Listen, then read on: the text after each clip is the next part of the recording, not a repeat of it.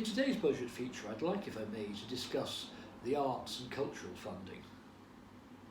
But first, to make sure that my message goes through and to celebrate the fact that spring is beginning to appear, can we please take note? There's no distracting jumpers, just a plain blue shirt and blue cords, to hopefully allow the message to get through without the distraction of my sartorial choices. Might lose me half the viewers I've got, but hey, what the heck. Anyway, we don't get out of bed in the morning to go to work to be an economic unit. We go in to make the best for our families and to enrich ourselves, to lift ourselves and to reward our souls and take a view to something uplifting that makes our lives better.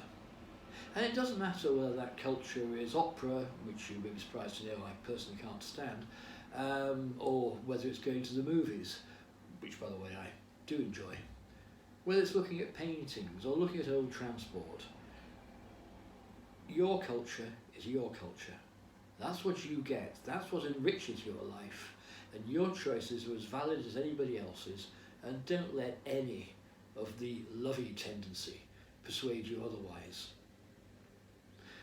Well, our budget, of course, pays regard to the fact that Hull City Council is a major supplier of arts and culture, always has been, always boxed above its weight in that as long as I've been in Hull, and all kudos to it. So in our budget there's a provision to return some of the closed opening hours in the History Centre, start a trial evening opening of the museum, so as part of our attempt to open a nighttime economy, and perhaps to appeal to ferry traffic as well by opening at times to suit foreign visitors, not make sure they just head straight to York. We include more staff resources, and we include more cultural provision for repairing works, storing them, stuff like that. And that's why. It's because it's about what you get from the history of our city, the history of what's gone before, and to realise what it is that we individually may strive for. Who knows?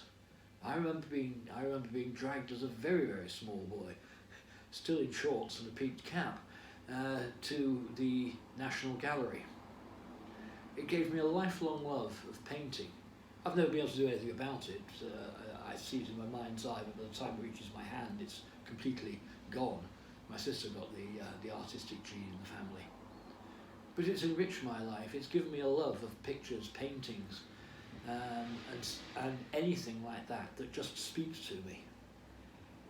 And we've got to supply that.